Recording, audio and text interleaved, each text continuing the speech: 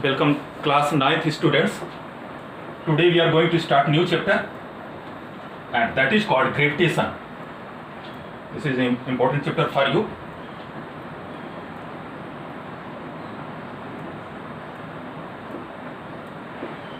So our new chapter is what? Gravitation. So see the introduction first. Introduction. In previous classes you have learned that one day Newton was sitting inside the tree and he noticed that an apple fall on him. It means then he confirmed that every earth attract the every body, that force is called gravitation. It means every body or in universe all bodies attract to each other, that force is called, or that word is called what? Gravitation. It means gravitation is the broad idea in which every body attracts to each other, as like earth attract apple, earth attract what? Moon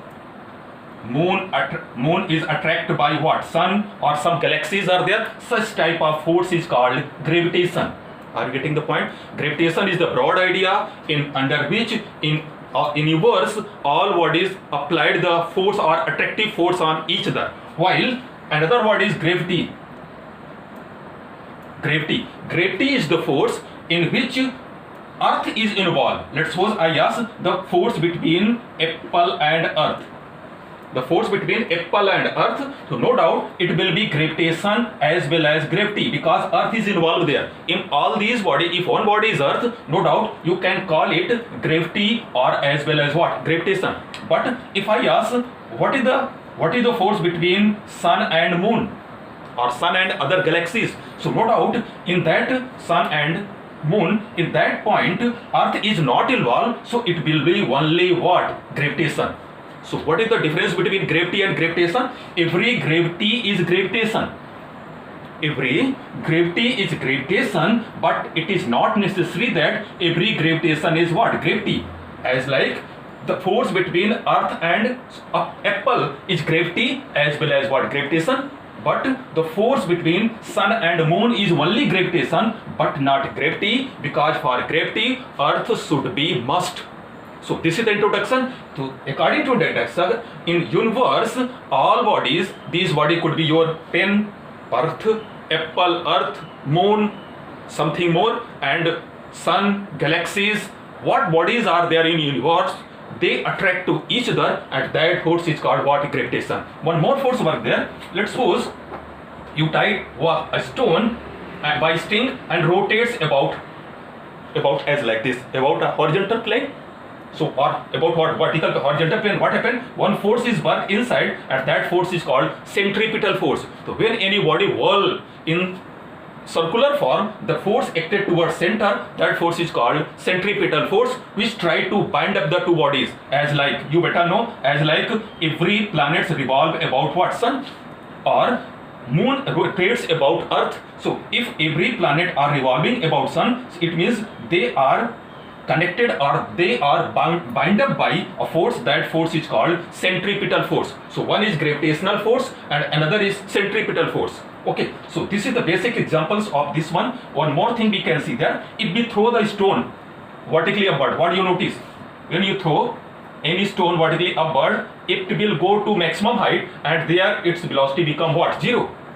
Here you throw the body by u velocity and you notice that continuously its velocity decreases and at the top its velocity turns 0. It means when body is going up, some force is acting downward.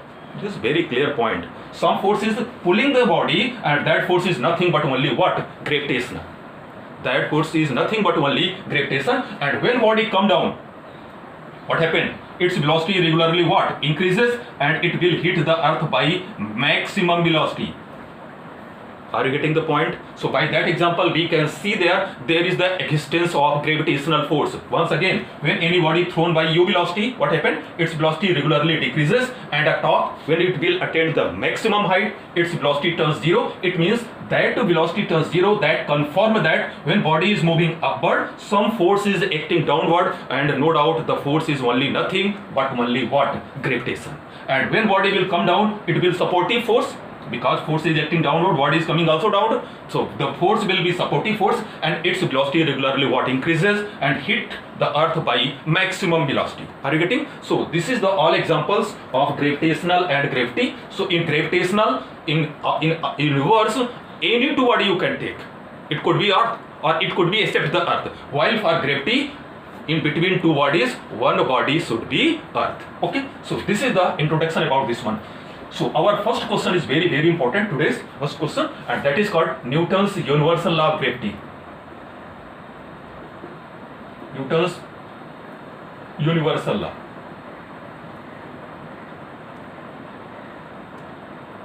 Newton's law of Newton's universal law of gravity. Newton's universal law of gravity. So this is very important question. See there, let's suppose two bodies are there. According to introduction, we can take any two bodies.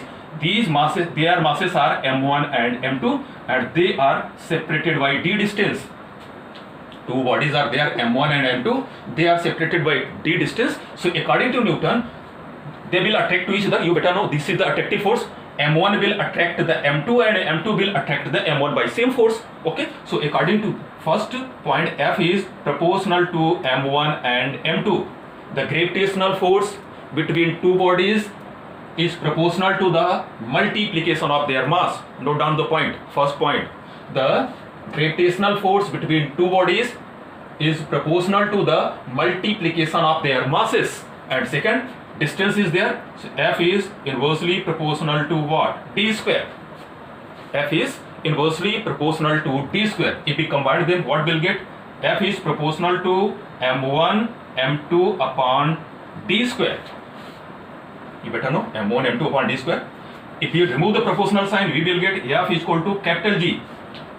Capital G is called universal constant.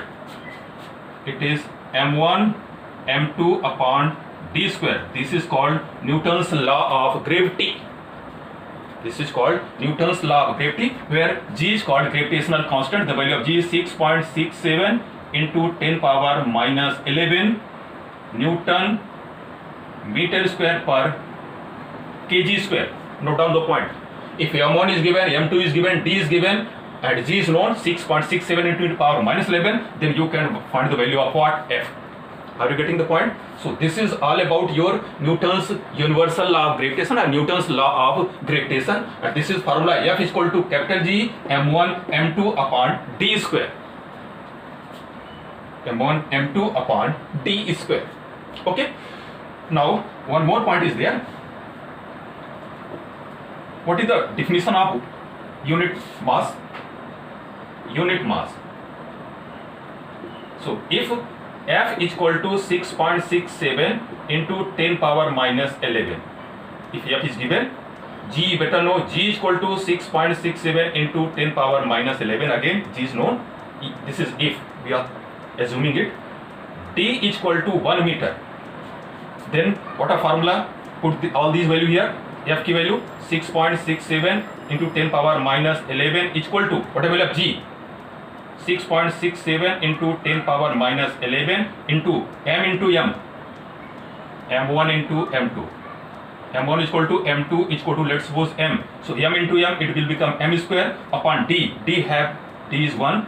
This will be cancelled out. M square is equal to 1. So M is equal to plus minus 1. This is called unit mass. So what a unit mass? If two same mass body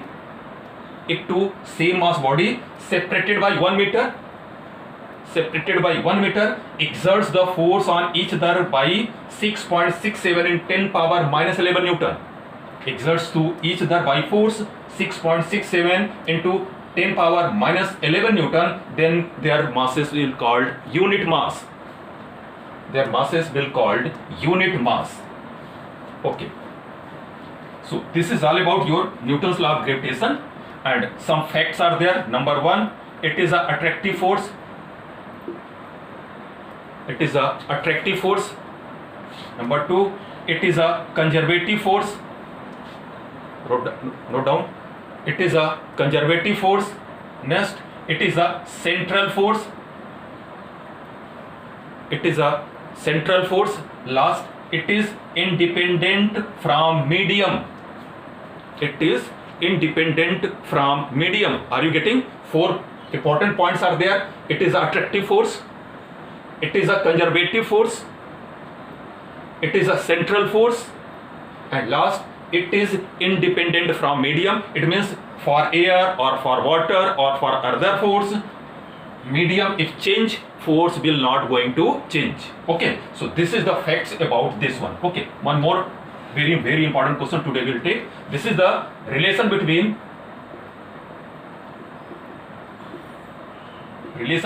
small g and capital G. This is very important question, or difference between small g and capital G.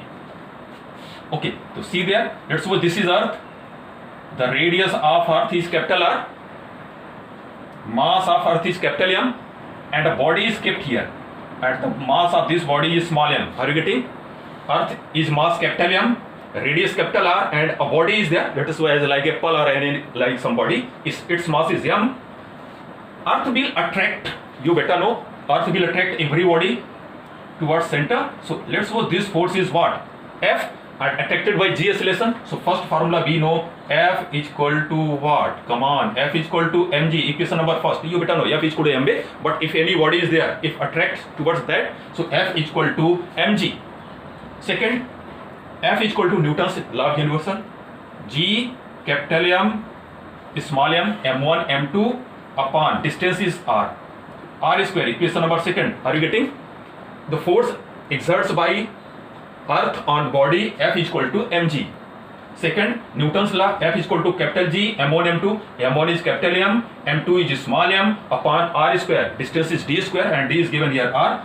Left is equal, so right will equal. What we get here? mg is equal to g capital M small m upon r square. M will cancel out. G is equal to gm upon r square. This is very important formula. This is relation between small g and capital G. It means, I ask, two bodies are there. If they drop from same height, which body will hit the first? You better know. This is heavier, this is lighter. If you drop them, they will take the, or they will hit the earth on same time. It means it is independent from body. See there, m cancel out. If we drop two different mass body from same height, they will hit the earth on same time. It means gravitational force is independent from mass of body.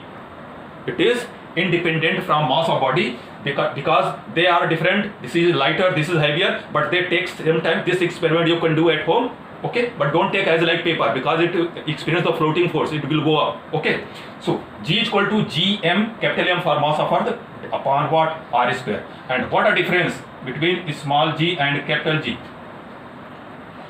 Small g, you better know, it is a vector quantity. Small g is vector quantity, capital G is scalar quantity. Next, small g change with height. If you are going to height, small g decreases. If you are going to depth, again small g decreases.